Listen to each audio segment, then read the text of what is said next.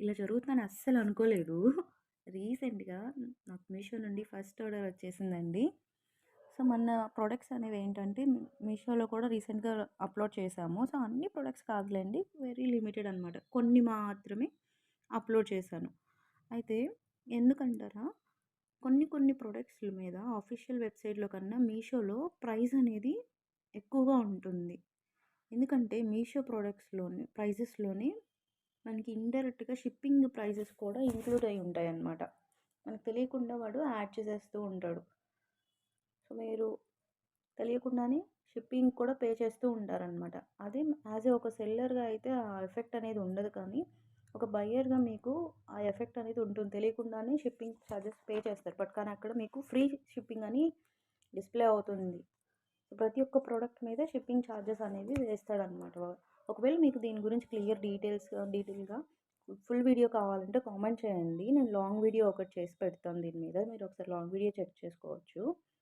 So, now back to the order. So, ఇంతకీ నాకేం order వచ్చిందంటారు? So, నాకైతే రెడ్ కలర్ లక్ష్మీదేవి బ్యాంగిల్స్ అయితే ఆర్డర్ వచ్చాయండి. ఈ ఆర్డర్ వచ్చేసరికి పాతపట్నం అని ఆంధ్రప్రదేశ్ నుంచి వచ్చింది. సో, బ్యాంగిల్స్ మేకింగ్‌కి కావాల్సిందంతా నేను రెడీ చేసేసుకున్నాను. సో, థ్రెడ్ వేసేసుకొని అండ్ మీకు ఇక్కడ కుందన్ స్టిక్ చేసే దగ్గర ఒక టిప్స్ చెప్తాను. కుందన్ స్టిక్ చేసేటప్పుడు ఎప్పుడైనా సరే మనం గమ్ అనేది లైట్‌గా అప్లై చేసుకోవాలి. ఎందుకంటే మనం స్టిక్ చేసిన తర్వాత డ్రై అయిన తర్వాత అది వైట్ కలర్‌లో ప్యాచెస్‌గా కనపడకుండా ఉండాలంటే లైట్‌గా గమ్ అనేది అప్లై చేసుకుంటే నీట్‌గా ఫినిషింగ్ అనేది బావుంటుంది. ఒకవేళ మీకు ఇప్పుడు స్టిక్ పెన్ ఉంటుంది కదా! ఆ పెన్ యూజ్ చేసి మనం స్టిక్ చేసుకుంటున్నాం కదా! ఆ స్టిక్ పెన్‌ని ఏం చేయాలంటే కొంచెం స్టిక్ చేసిన తర్వాత అలాగే ప్రెస్ చేసి రొటేట్ చేస్తే మీకు అది నీట్‌గా స్టిక్ అవుతుంది. మళ్ళీ రివర్స్ రాకుండా ఉంటుంది పెన్‌తో పాటు. సో, వన్ బై వన్ నీట్‌గా అన్నీ స్టిక్ చేసేసుకోవాలి. సో, నేను అన్నీ ముందుగానే రెడీ చేసి పెట్టుకున్నాననమాట. థ్రెడ్స్ అండ్ కాసులు కూడా మనకి డిఫరెంట్ సైజెస్ ఉంటాయి కదా! సో, దీనికి ఏ సైజు కావాలని మనకైతే 2, 4 సైజ్ వచ్చిందండి బ్యాంగిల్ మేకింగ్‌కి ఆర్డర్ వచ్చేసరికి.